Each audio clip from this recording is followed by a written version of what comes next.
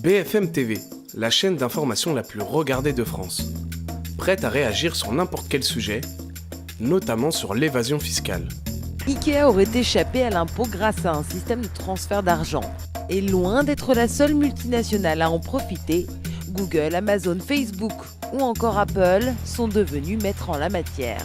Je ne veux plus avoir des multinationales qui font des bénéfices sur vous, sur nous, sur les consommateurs français. Mais bien sûr qu'il y a des sociétés françaises qui le font. Et si nous vous disions que BFM TV est une chaîne d'information créée avec de l'argent qui provient d'évasion fiscale? Nous allons vous révéler comment la chaîne d'information la plus regardée de France s'est construite sur de l'argent qui, encore aujourd'hui, s'envole vers des paradis fiscaux, et comment les autorités financières françaises tardent à prendre la mesure du problème.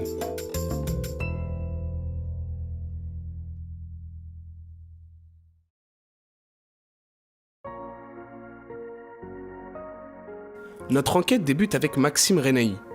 En 2007, il est administrateur de fonds pour un cabinet d'avocats de gestion financière. Et parmi ses clients, un va particulièrement attirer son attention. La société Next Radio TV. Une société fondée par Alain Veil, qui détient des médias comme les radios RMC et BFM Business, la chaîne de télé BFM TV, ou encore le magazine 01net. Alors en 2007, effectivement, je travaille pour un gros cabinet d'avocats de Jersey qui s'appelle Mouan Limited et j'ai un portefeuille de clients. Dans ce portefeuille de clients, j'ai un fonds qui s'appelle APEF3 qui a été mis en place par des Français. Et ce fonds détient des actions dans une société qui s'appelle Next Radio TV qui détient elle-même BFM TV et RMC. Donc en fait, ce qu'il faut voir, c'est que le développement de BFM TV et de Next Radio TV a été permis grâce à de l'argent qui a été injecté depuis les paradis fiscaux, depuis Jersey. Et sans cet argent-là, de façon assez importante, BFM TV n'aurait jamais pu se développer. La preuve de ce qu'avance Maxime, la voici. Un document interne exclusif qui témoigne que Next Radio TV est bel et bien possédé à 22% par un fonds offshore situé à Jersey.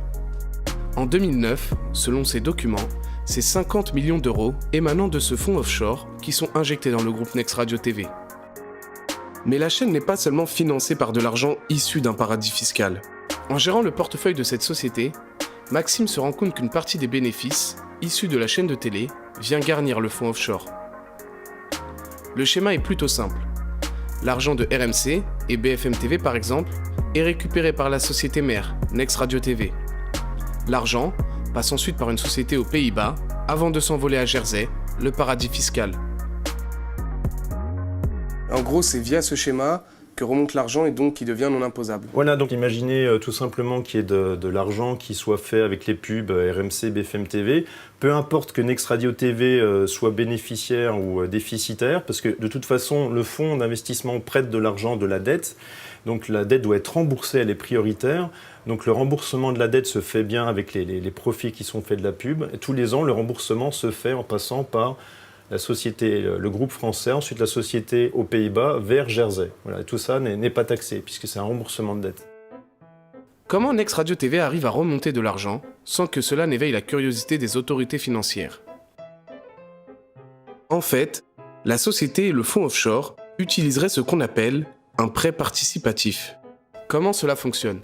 Pour répondre à cette question, nous sommes allés voir Vincent Drezet, secrétaire national du syndicat solidaire Finances Publiques. Alors, le prêt participatif, comme son nom l'indique, c'est un prêt. C'est-à-dire que des personnes vont donner à d'autres personnes de l'argent moyennant intérêt dans le but de financer un projet. C'est quelque chose qu'on appelle crowdfunding, qui se développe. Et dans l'idée, c'est relativement généreux. Ça permet de ne pas dépendre des banques d'une certaine manière pour monter un projet. Ah mais c'est génial ça! Le prêt participatif est donc une solution alternative aux banques et au surendettement. Simplement, parfois, on assiste à un développement d'une activité bancaire un peu en parallèle qui peut être utilisée pour deux choses, le blanchiment et la fraude fiscale. Ah, là c'est moins cool. À la base, c'est pas censé aider les petites et moyennes entreprises? Comment ça se fait? Eh bien, typiquement, quelqu'un qui serait par exemple établi en France, qui a de l'argent à rapatrier, va se prêter de l'étranger à lui-même, moyennant intérêt, la somme que parfois il a fraudée, détournée, c'est selon. Et lorsqu'il verse des intérêts à lui-même en quelque sorte, ou à une entité qui lui appartient à l'étranger, il va déduire son intérêt du bénéfice qui sera imposable à l'impôt sur les sociétés en France. Donc dans le prêt participatif, il y a quelque chose d'assez sympa et généreux, mais malheureusement, ça peut être aussi utilisé à des fins de blanchiment et de fraude fiscale. On récapitule. Pour envoyer de l'argent vers Jersey, le fonds offshore va donc accorder un prêt participatif à la société Next Radio TV. Et Next Radio TV va donc devoir rembourser, mais avec des intérêts. Et ce sont ces intérêts que nos sociétés cherchent à rendre non imposables. De sa création dans les années 2000 à 2015, la société va ainsi renvoyer une bonne partie de l'argent qu'elle génère à Jersey. Et ça ne s'arrête pas là, au contraire. En 2015, Alain Veil va accueillir un nouveau partenaire. Patrick Drahi, milliardaire, qui possède le groupe Altice. L'homme d'affaires acquiert 49% du groupe en juillet 2015, avant de racheter l'ensemble du capital de Next Radio TV en 2018. Alain Veil, lui, ne quitte pas le groupe pour autant. Il devient le PDG d'Altis Europe, aux Pays-Bas. Avec l'arrivée de Patrick Drahi, exit le fonds offshore de Jersey. Désormais, direction un autre paradis fiscal pour les bénéfices du groupe, le Luxembourg. Alors, je ne vais pas rentrer trop dans les détails parce que c'est extrêmement complexe, mais on va garder la substance en restant le plus précis possible. Donc, toujours en bas, évidemment, on a BFM TV avec RMC. Alors, il y en a plein d'autres, il y a du groupe BFM. Donc, cette partie-là, elle n'a pas changé. Ce qui a changé maintenant, c'est que c'est Altice France, donc SFR, qui détient majoritairement les actions des sociétés en dessous. Qui est le groupe de Patrick Drahi. Voilà, c'est ça, le groupe de Patrick Drahi. Et au-dessus de ces sociétés en France, tout d'un coup, on va avoir à peu près pas loin d'une dizaine de sociétés luxembourgeoises qui font monter l'argent. Un montage complexe, avec pas moins de 11 sociétés, avant d'arriver à Patrick Drahi. Avec son groupe Altice, le milliardaire devient un des grands Manitou des médias. En plus de BFM TV et des radios RMC et BFM Business, le groupe Altice compte dans ses rangs le journal Libération, le magazine L'Express, ainsi que les chaînes de télé RMC Sport et RMC Découverte. Tous ces médias voient leurs bénéfices transférés en grande partie vers le Luxembourg. Selon nos informations, pour Next Radio TV, Patrick Drahi a accordé un prêt participatif de 339 millions d'euros. Et en 2017, via le remboursement de ce prêt, c'est près de 36 millions d'euros qui s'envolent vers le Luxembourg et qui deviennent non imposables. Et ce, alors même que la société est déficitaire. Et en plus du prêt participatif, le milliardaire met en place un autre système pour son groupe SFR Press. Donc dans SFR Press, qui est un autre compartiment, dedans on a Libération, on a l'Express, et là c'est un autre outil qui s'appelle les obligations convertibles, que l'argent remonte vers le Luxembourg. Ah, un nouveau terme, les obligations convertibles. Vincent ? On va prendre un exemple d'une société établie en France qui émet des obligations.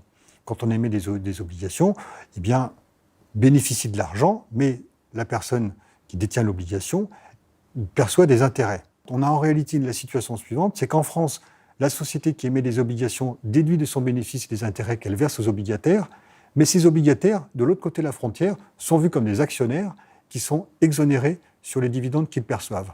Et on a en quelque sorte non seulement une double non-imposition, c'est-à-dire que rien n'est imposé nulle part, mais en plus en France, on déduit du bénéfice imposable des intérêts à tort.